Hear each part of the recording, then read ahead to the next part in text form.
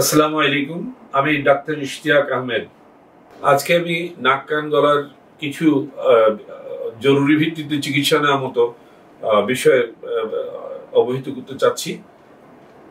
একটি হলো নাক থেকে রক্ত পড়া, এবং হঠাৎ করে এটা সাধারণত পড়ে যে কোনো বয়সের, যে কোনো ছোট বয়স থেকে আরম্ভ করে বৃদ্ধ বয়স পর্যন্ত যে কোনো বয়সের দিনের যে কোনো সময় বা রাতের যে কোনো সময় হতে পারে।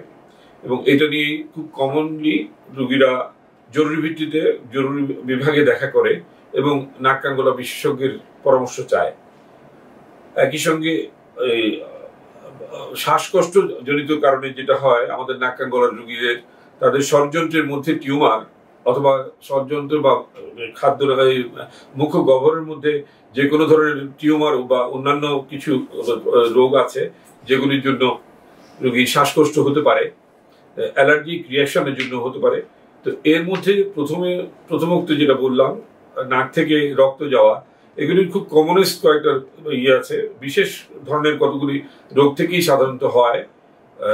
ব্লাড প্রেশারের রোগীদের কখনো কখনো দেখা যায় যে নাক থেকে রক্তটা পড়ছে, যখন এটা অ্যাগ্রাভেট করে, ওটাকে আরো বাড়িয়ে তোলে। নাকের রক্ত পাওয়ার মূল কারণ নাকের হাড় বাঁকা অনেক সময় কারণ হয়ে দাঁড়ায়, এবং নাকে বাচ্চাদের ক্ষেত্রে নাকে আঙ্গুল দিয়ে নাক পরিষ্কার করতে চেষ্টা করা সবচেয়ে কমনেস্ট কারণ।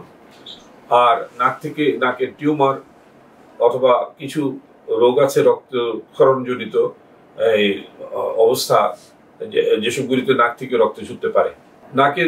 নাকের রক্ত পাওয়া যদি একটা রোগ হিসেবে দেখা দেয়, তখন খুবই জরুরি ভিত্তিতে নাক কান গলা বিশেষজ্ঞের সঙ্গে যোগাযোগ করা অত্যন্ত জরুরি। না হলে এটা অনেক সময় খুবই দুর্ঘটনা ঘটার মতো অবস্থা নিপতিত হতে পারে রোগী।